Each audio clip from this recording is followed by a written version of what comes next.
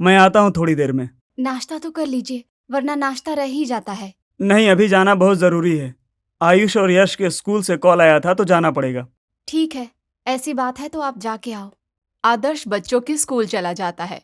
इधर एकता और तेजस अर्चना के पास आकर कहते हैं, मम्मी, पापा को ये याद रहता है कि आयुष और यश भैया के स्कूल जाना है, लेकिन हमारे साथ कहीं जाना उन्हें एक जरा याद नहीं रहता है। वही ना भैया, पिछले महीने मेरे स्कूल में पीटीएम था।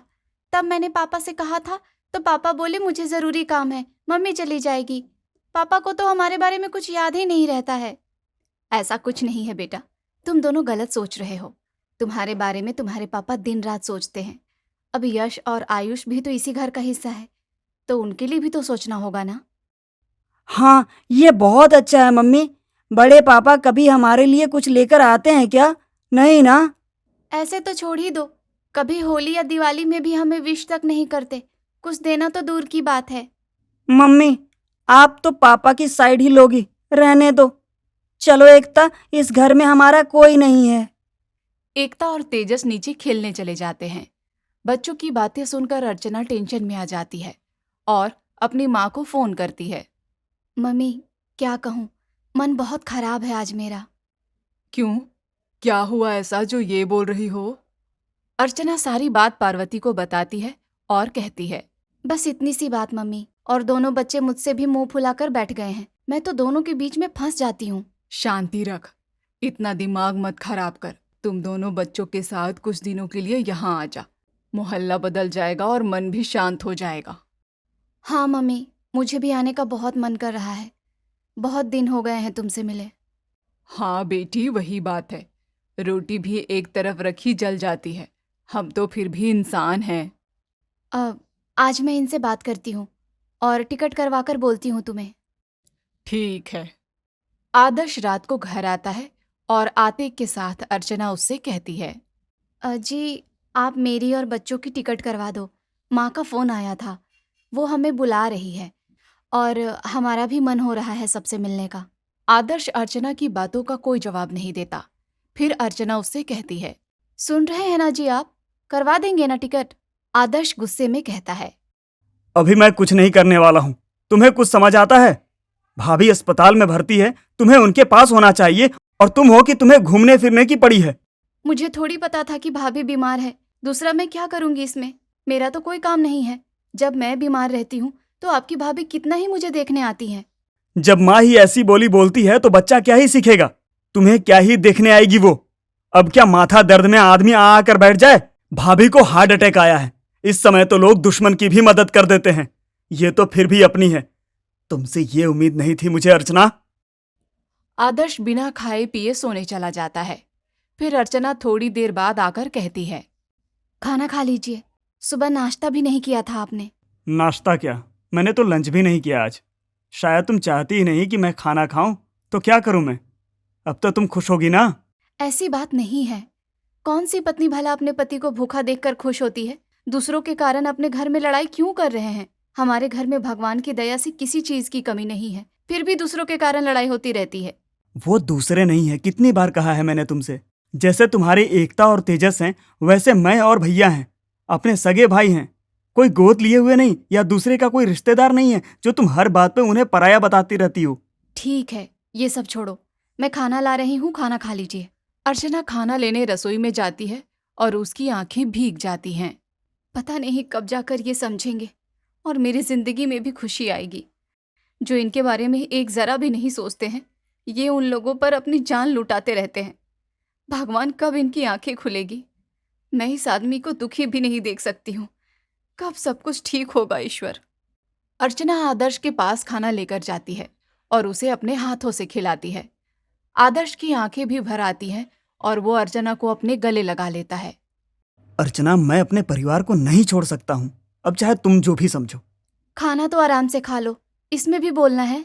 खा पीकर दोनों सो जाते हैं। अगले दिन अर्चना अपने भाई को फोन करके कहती है, भाई, तुम मेरा टिकट कटा दो, तुम्हारे जीजाजी बहुत बिजी हैं। ठीक है, मैं काट देता हूँ। अर्चना अपना और दोनों बच्चों का मायके की टिकट कटवा कर पैकिंग करने लगती है। बच्चे स्कूल से आकर अर्चना को पैकिंग करता देख अपनी माँ से कहते हैं, मम्मी, ये पैकिंग? हम जा कहाँ रहे हैं? नानी घर। सच में मजा आएगा, वहाँ घूमेंगे। यहाँ तो पापा हमें घुमाते ही नहीं है, वहाँ मामा घुमाने तो कम से कम ले जाएंगे। वही ना, मुझे पहले लगा कि पापा कहीं हमें ले जा रहे हैं। फिर मैंने सोचा पापा को बड़े पापा और उनके परिवार से फुर्सत मिले तब ना हमारे बारे में वो सोचे। अभी ये सब सोचकर अपना मूड ऑफ मत करो। मूड कैसे खराब ना करूं, वो तो खुद ब खुद हो जाता है। मम्मी तुम ही बताओ, मैं 8 क्लास में हूँ, पापा ने मेरे लिए क्या ही किया और कौन सी प्रॉपर्टी छोड़ी है हमारे लिए? बड़े पापा ने तो सब कुछ खा लिया, हमें हिस्से में क्या ही मिला? कुछ भी नहीं। आज हम भाड़े के घर में रहते हैं और वो अपने घर में, फिर भी पापा को लगता है कि उनके पास कुछ नहीं है। मैं समझ रही हूँ बेटा, लेकिन रोज दिन एक ही बात करके कोई फायदा नहीं है। तुम्हारे पापा को खुद ही वक्त के साथ समझ आएगा। अब अपनी अपनी पैकिंग दोनों कर लो, मैं जा रही हूँ निमकी बनाने। हम नहीं रहेंगे तो पापा क्या खाएंगे? तुम क्यों बना रही हो? रहने दो मम्मी, हमारे पीछे से पापा को भी पता चलना चाहिए कि बड़े पापा के बेटे पापा को खाने के लिए कितना पूछते हैं। बेटा, तुम्हारी बड़ी मम्मी को हार्ट अटैक आया है, वो लोग को खुद ही खाने की दिक्कत है। मैं काम वाली को खाना बनाने के लिए बोल कर जाऊंगी। मम्मी, बड़ी मम्मी को हार्ट अटैक आया है, पूरे घर को नहीं। वो लोग कैसे खाना खा रहे हैं? खा रहे हैं ना जैसे भी, पापा को भी वैसे ही खिलाएंगे। पापा को भी तो पता चले। रहने दे, तेरे पापा की आंख पर पट्टी बंधी है। अर्चना रसोई में जाती है और बाकी दोनों अपनी अपनी पैकिंग में लग जाते हैं। रात को जैसे ही आदर्श घर आता है, वो देखता है कि अर्चना, तेजस और एकता तैयार खड़े हैं और पैक्ड बैग्स पड़े हैं। कहाँ चल दी सवारी? मैं मायके जा रही हूँ, चलती हूँ। जो करना है करो, अपने आगे किसी की चलने देती हो क्या? अर्चना अपने मायके बच्चों के साथ चली जाती है। इधर आदर्श अगले दिन प्रदीप के घर चला जाता है। तुम यहाँ आदर्श? भाभी आज घर आने वाली है तो मैंने सोचा कि कुछ दिन यहीं रह जाऊं। वैसे अर्चना और दोनों बच्चे अर्चना के मायके गए हुए हैं। अच्छा, लेकिन तुझे तो पता ही है कि यहाँ सोने की कितनी दिक्कत है। तुम अपने घर ही रह जाते तो अच्छा रहेगा। हाँ भैया, कोई नहीं, ठीक है। यश, चाचा के लिए चाय ले आओ। हाँ पापा, लाते हैं।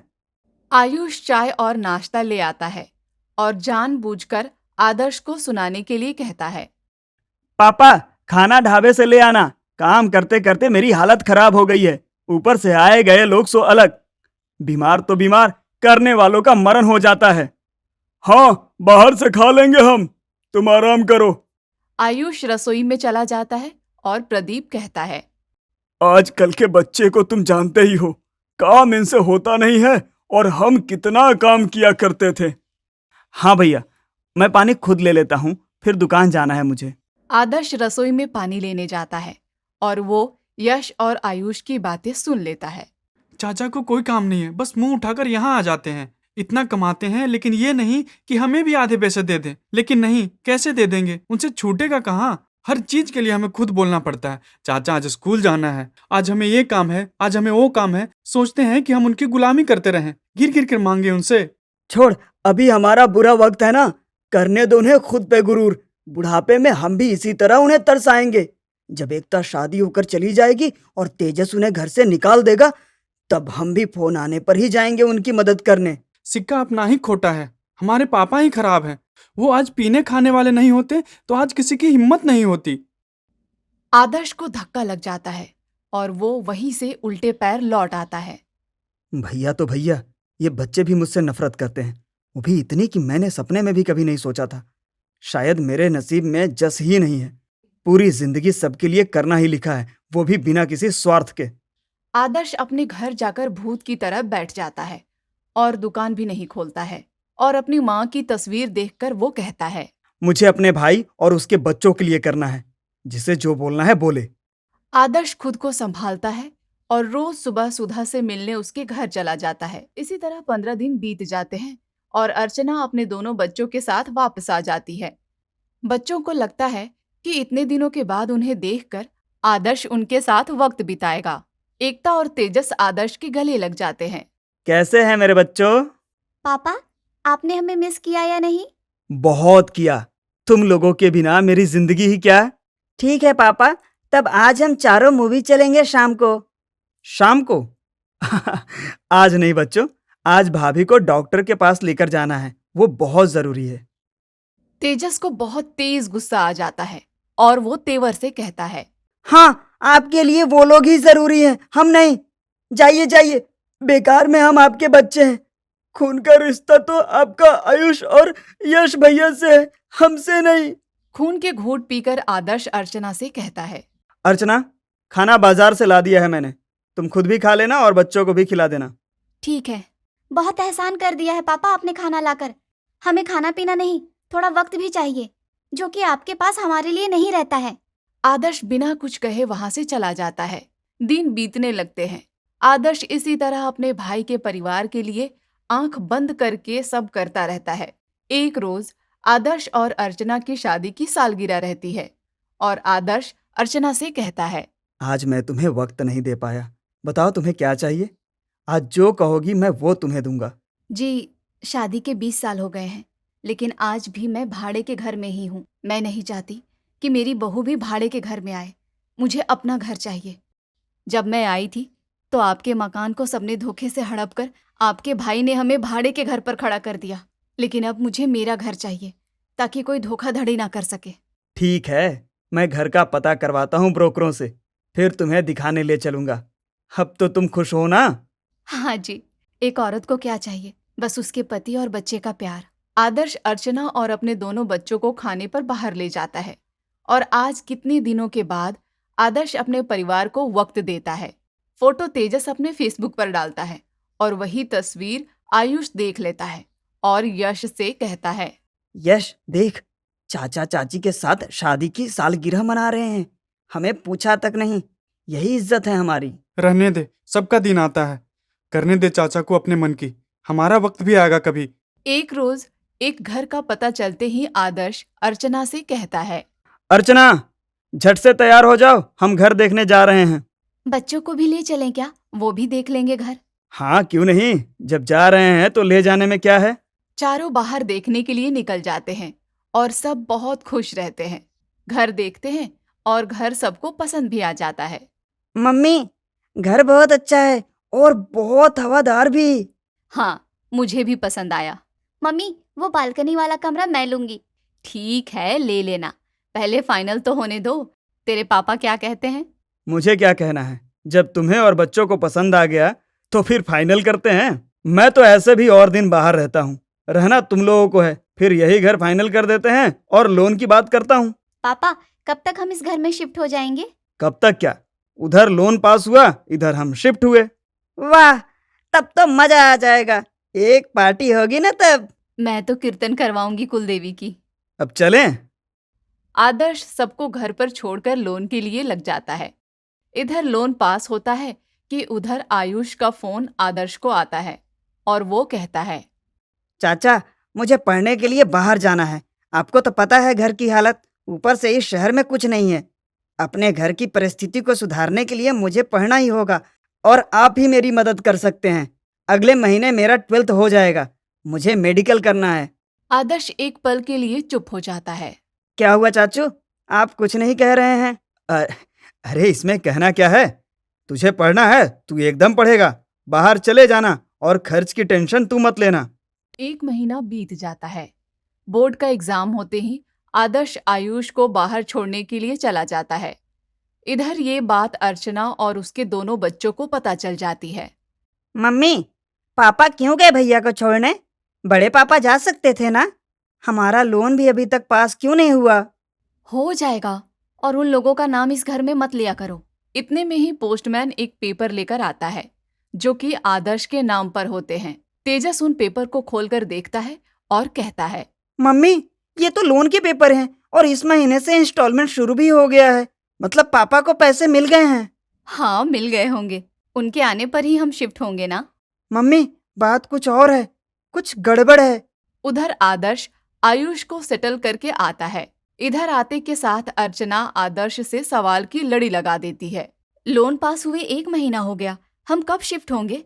ऐसे ही इंस्टॉलमेंट भरते रहेंगे और यहाँ भाड़ा देते रहेंगे, ये कौन सी बुद्धिमानी है? हम अभी नहीं जा रहे हैं, पैसे जो लोन लिए थे वो मैंने आयुष की पढ़ाई में लगा दिए हैं। अर्चना को धक्का लग जाता है और वो कहती है। ये क्या है? तेजस ठीक कहता है, हमें भीख मंगवाना चाहते हैं आप। रोड पर खड़ा कर दीजिए मुझे और अपने बच्चों को। उन लोगों के लिए इतना कुछ कर रहे थे, वो कम था कि अब अपना छत भी उन्हें दे आए आपके भाई को कभी दया आई हम पर? हमारा मकान हड़प कर बैठे हैं। उन्होंने कभी सोचा कि आपको भी रहने दें? नहीं ना, कभी समझ नहीं आएगा आपको। अब आप उन लोगों का ही करते रहो। मैं अपने बच्चों को लेकर हमेशा के लिए जा रही हूँ अपने मायके। मेरी बात तो सुनो। इधर आदर्श पूरी तरह से टूट जाता है और खुद को अकेला महसूस करता है। एक रोज वो बहुत टेंशन में रहता है और उसका एक्सीडेंट हो जाता है। वहां के लोग उसे अस्पताल में भर्ती करवाते हैं। इधर जैसे ही अर्चना को पता चलता है कि आदर्श का एक्सीडेंट हुआ है तो वो भागी चली आती है। डॉक्टर, मेरे पति को क्या हुआ है? मैं कब उनसे मिल सकती हूँ? ऑपरेशन हो गया है, 4 से 5 घंटे में होश आ जाएगा उन्हें। भाभी, आदर्श के पैर में प्लेट लगा है, पूरी हड्डी चूर हो गई थी, मैंने सब करवा दिया है। जेठ जी नहीं आए ना, और ये है, जान देते हैं उनके लिए। आदर्श का दोस्त चला जाता है। अर्चना पूरी रात अस्पताल में बैठी रहती है। अगले दिन जैसे ही आदर्श को होश आता है, अर्चना रो रो कर कहती है, अब मैं आपको छोड़कर कभी नहीं जाऊंगी। जो जिसे देना है दे दो, सब कुछ दे दो, अपने भाई और भाई के बच्चों को। हाँ पापा, दे दीजिए सब उन्हें। वैसे भी सब कुछ तो बड़े पापा ने खा लिया और घर भी हड़प ही लिया है। फिर भी आपको उनकी फिक्र है तो आप अपनी सारी कमाई उन्हें दे दीजिए। मैं किसी राशन की दुकान पर काम करने लगूंगा और अपना, एकता और मम्मी का खर्च उठा लूंगा। आज के बाद हम आपसे कुछ नहीं कहेंगे। आप जिसमें खुश हैं हम भी खुश हैं। बगल में होकर भी जेठ जी के घर से कोई नहीं आया, आपके इतना करने पर भी। फिर भी आपकी आंख नहीं खुली। अब मुझे समझ आ गया, आपकी आंख कभी नहीं खुलेगी। आदर्श की आंखें भर आती हैं और वो कहता है, मुझे सब पता है अर्चना, तुम मेरा भला सोचती हो और मेरे बच्चे भी। मुझे भैया और उनके परिवार के बारे में भी सब पता है। वो लोग मुझे एक नज़र देखना नहीं चाहते और मेरा हक भी बेचकर खा गए। लेकिन मैं क्या करूं, खून के रिश्ते होते ही ऐसे हैं कि उन्हें छोड़ा नहीं जाता है। और छोड़ू भी तो कैसे? मैं अपनी माँ के कसम से जो बंधा हूँ। मरते मरते उन्होंने मुझे कसम दी थी कि मैं बड़े भैया और उनके बच्चों का देखभाल करूंगा, क्योंकि वो शराब के नशे में रहते हैं। मैं माँ की कसम नहीं तोड़ सकता हूँ। ये सुनकर सब अचंभित हो जाते हैं और आदर्श को अपना आदर्श मान लेते हैं।